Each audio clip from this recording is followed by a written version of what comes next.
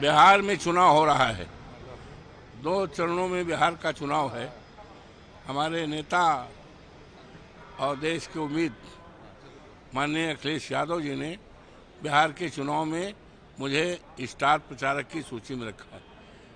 उसी संबंध में मेरा आज आना हुआ है और पटना हवाई अड्डे पर बिहार की महान जनता का, बिहार के देवतुल्य जनता का, बिहार के देवतुल्य मतदाताओं का सबसे पहले मैं अभिनंदन करता हूं, स्वागत करता हूं और बधाई इस बात की देता हूं कि यहां पर बदलाव की बयार चल रही है और बदलाव की बयार जैसे जैसे चुनाव नज़दीक आएगा ये आंधी के रूप में हो जाएगी और जो वर्तमान सरकार है इसका पलटा पलट जाएगा।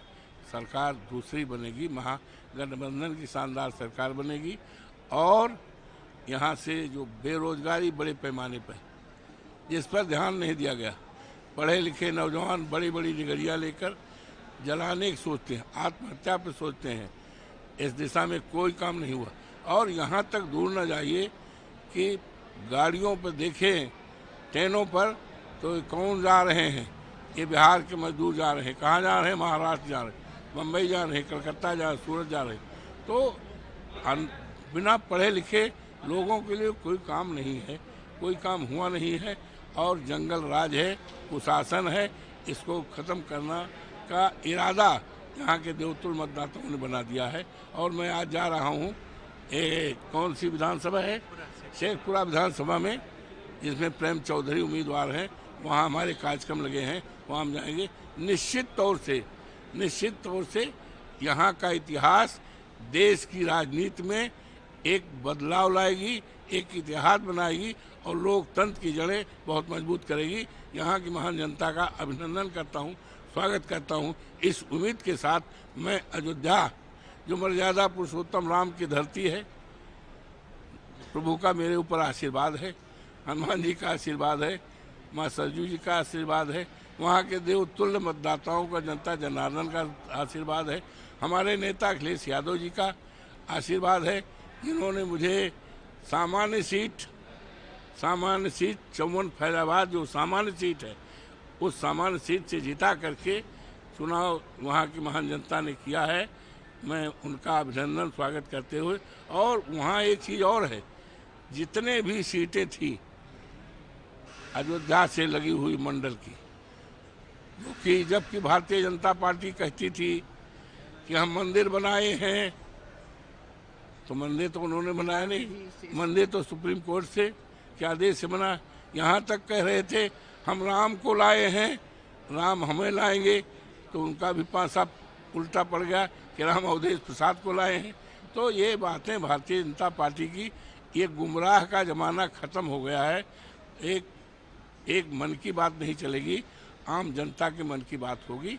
इस देश में लोग आपसदारी चाहते हैं, भाईचारा चाहते हैं और जो अनेकता में एकता का सूत्र है, उस सूत्र को मजबूत करना चाहते हैं। अखिलेश यादव ने कहा है कि मुख्यमंत्री नीतीश कुमार चुनावी दुल्हा है। हाँ, सही बात। एनडीए की तरफ से कहा जा रहा है कि वही मुख्यमंत्री होंगे रियल। तो क्या दिक्कत है घोषणा करने में? कहीं घोषणा हुई? क्या कारण है कि माननीय प्रधानमंत्री जी आए और उस मीटिंग में नीतीश जी नहीं गए? क्या कारण है? What is the reason? और यही नहीं, अभी प्रेस कॉन्फ्रेंस चल रहा था, प्रेस कॉन्फ्रेंस में सेकंड में उठ के चले गए।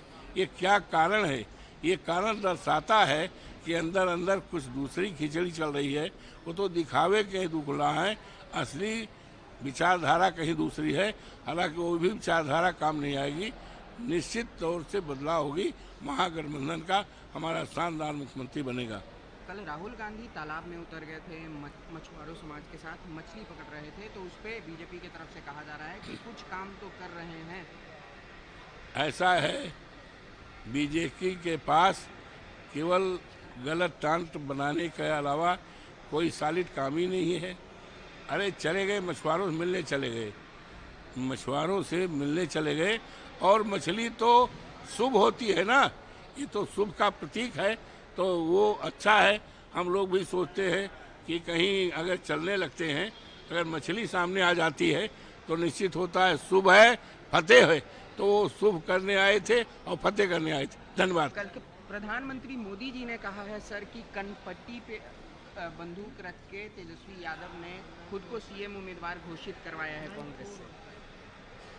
अफसोस है कि देश के प्रधानमंत्री, इतना बड़ा देश है और देश के प्रधानमंत्री के रूप में इस बात का कहना कि कनपट्टी पे पिस्टल रख करके मुख्यमंत्री का उम्मीदवार बना है, ये देश के प्रधानमंत्री के जबान से इस तरह की भाषा शोभा नहीं देती।